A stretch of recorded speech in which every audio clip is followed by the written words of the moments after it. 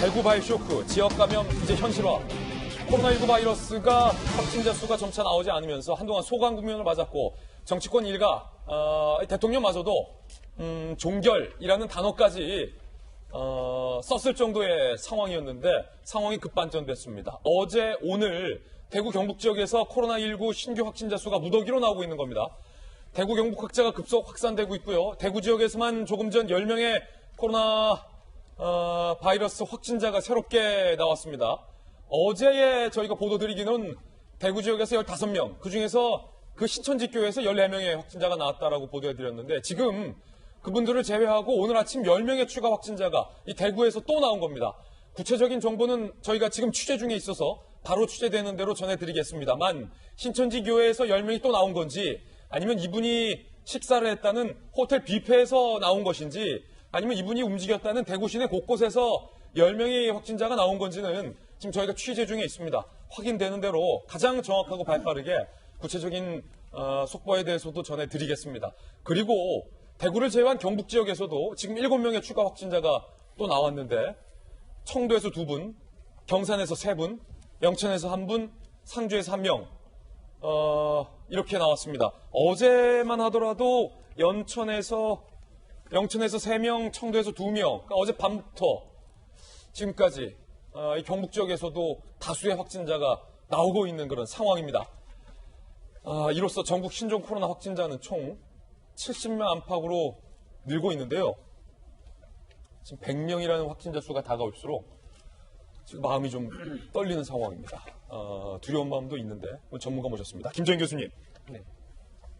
이게 공포스러운 게 어제까지만 하더라도 그 신천지 교회에 다니는 신도 31번째 확진자가 14명의 그 교회에서 확진자를 감염시켜서 슈퍼 전파자다라고만 알고 있었는데 지금 이거 어떻게 된 겁니까? 대구에서 오늘 10명, 경북에서 오늘 또 7명.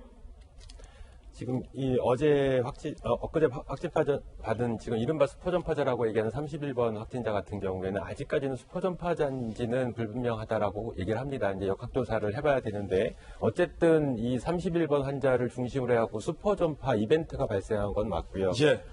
이 슈퍼전파가 발생을 했다라는 얘기는 과거에 3번 확진자가 6번 환자랑 식사를 하면서 지역사회 감염을 처음 일으키기 시작했고 그 당시에는 뭐 일부 예외적인 상황도 있었습니다만 우리나라 보건당국의 방역망 안에서 이루어진 지역사회 전파였거든요. 근데 지금 같은 경우에는 우리 보건당국의 방역망 밖에서 나오는 그것도 대규모의 지역사회 전파이기 때문에 이게 향후에 큰 결과, 앞으로 이제 계속 지켜봐야 되겠지만 확진자가 더 추가될 거라고 보고요.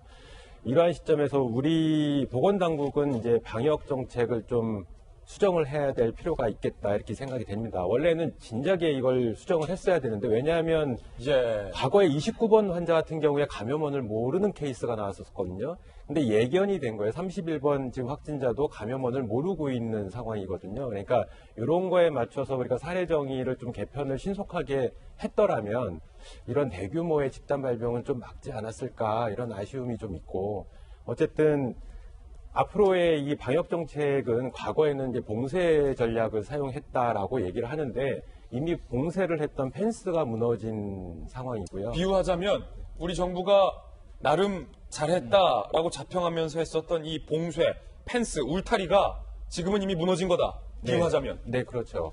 과거에는 뭐 이 낚시, 특히 줄낚시를 가지고선 이렇게 낚았다라고 그러면 이제는 낚시로는 안 되고 그물을 사용해야 되는 광범위한 어떤 방역 체계를 갖춰야 된다라고 생각을 합니다. 그래서 이런 것들이 이루어지기 위해서는 진단 검사 수적인 능력을 신속하게 확대할 필요가 있다라고 봐요. 현재 뭐 최대 50건 이렇게 하루에 한다고 하는데 뭐 조만간 10,000건을 하겠다 이렇게 얘기했는데 그거 이상으로 해서 조만간에 뭐 오늘인가 이제 조만간에 그 사례정의 6판이 개정 6판이 나올 거다 이렇게 얘기를 하는데 개정 6판에 담긴 핵심적인 내용 중에 하나가 원인 불명의 폐렴 환자에 대해서 검사를 할 수 있게 하겠다라고 얘기를 하고 있는데 저는 폐렴 환자뿐만 아니라 폐렴이 아닌 일반적인 호흡기 증상에 대해서도 다 검사해야 된다. 검사를 해야지만 막을 수 있습니다. 교수님, 솔직하게 말씀해 주십시오. 네.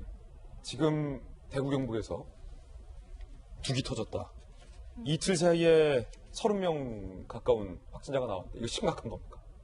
심각한 상황이죠. 지금 계속 하루가 다르게 많은 사람들이 확진 판정을 받고 있거든요. 그러면 대구 경북 지역에서 더 나올 수 있다는 거예요, 가능성이? 충분히 가능성이 높습니다. 지금 31번째 확진자가 어디서 바이러스를 감염됐는지 모르는 거잖아요. 그렇죠. 그러니까 이분이 슈퍼전파자인지, 이분도 슈퍼전파 이벤트의 하나에 감염된 사람인지조차도 파악이 안 되고 있거든요.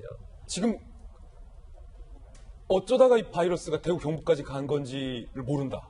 현재는 모르고 역학조사 중인데 역학조사를 해도 제가 보기에는 그거를 밝히기는 굉장히 어렵지 않을까 이렇게 생각을 하고 있습니다. 그러면 가능성은 어떤 게 있습니까? 왜 갑자기 대구 경북 지역에서 이렇게 수십 명의 확진자가 이틀 새에 나온 겁니까?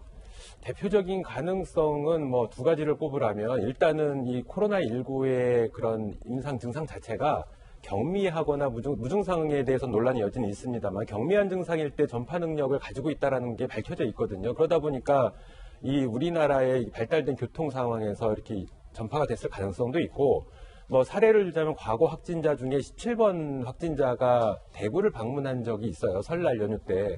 근데 그 경우에는 만약에 그 경우다라고 생각을 하면 이거는 잠복기의 공식을 완전히 깨는 상황이 되는 거거든요. 그러니까 여러 가지 변수가 있는데 과연 17번 확진자가 예전에 대구를 방문했을 때 그때 접촉했던 사람들로부터 해가지고 계속 확산이 된 건지 뭐 가능성은 여러 가지가 좀 있습니다. 예.